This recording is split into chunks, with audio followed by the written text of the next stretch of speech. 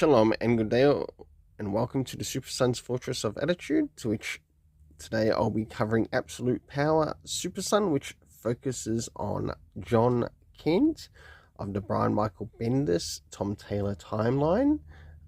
Do not confuse him with the Jonathan Samuel Kent of the Dan Jurgens, Peter J. Tomasi timeline. They are completely two different John Kents. So starting off with first things first, and does this cover in any way, shape or form connect to something that is happening inside of the story? In some essence it sort of does, to which I give it a 6.5 out of 10. Now it's time to move in relation to the area of the internal art, around the beginning, middle, and of course the end. I did actually plan to get additional variant covers to this, but no doubt they would have done the cheap stuff with their variant covers like they have been doing recently, and just throwing a piece of cardboard on the main cover and say, oh, here's your variant cover. Yeah, very lame. So let's move into the area of the internal art as we have a look around the beginning, middle, and of course the end. And as you can see here, we do have this John Kent. We move into the area of the beginning of the story where he's on Themyscira and talking to a number of the people who are there, trying to help free him of what happened to him under Amanda Waller. Whilst we move into the middle of the story, we do catch up with the character of Dreamer. And of course, there's a bit of a love triangle of sorts, to which they're trying to bring in. And I must admit, it's quite stupid. There is some nice art here, and that's the only thing that I really give credit to this story, only for the nice art, but not necessarily for the story. And of course, we have the appearance of Damian Wayne, Galaxy, whoever the hell else is in here, Drummer Boy. And it's sort of like this character's lost in a perception of what is reality and what is the dream.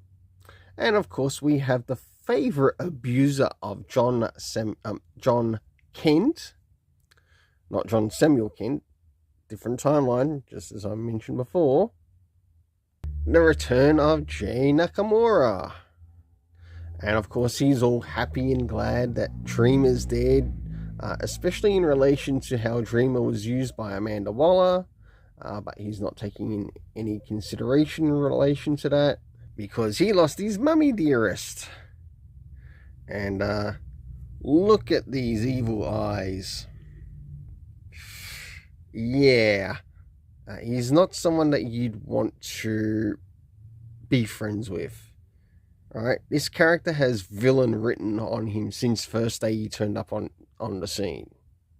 And of course, the bit which I used for the thumbnail, we see a bit of a discussion, and we're going to have useless Superboy, urban slob, moving to California, who has plans on moving to San Francisco, California. And he can't even get his own life straight. So, useless slob Superboy is here. Don't fear. Because of DC's stupid and dumb aging up idea. And just moving towards the end, if you look at Jay's facial expressions, they don't look in any way good. And there's nothing wrong with having a gay villain. I don't care. For the internal art, I give it a 6.5 out of 10. Next is the area of the story.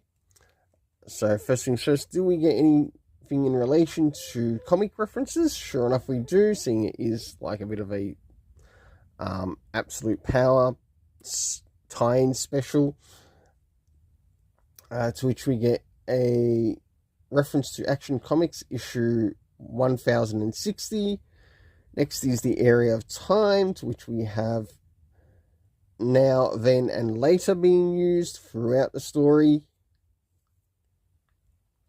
Next is the location, to which we have Themyscira and Gomorrah. Last but not least, the cast of characters consisting of John Kent, Superboy. Take note, this is not John Samuel Kent. We have Jay, the villain, Nakamura. We have Bruce Wayne Batman there, Dreamer, Damian Wayne Robin, Amanda Waller, Brainiac Queen. Of course, with Brainiac Queen, there's also Failsafe. We also learned that Huntress was also on scene. Drummer Boy and Galaxy. For the overall story rating of this, I give it a 5 out of 10. And if I'm no longer seen, we'll see you again at the Super Sons Fortress of Attitude, and F the government.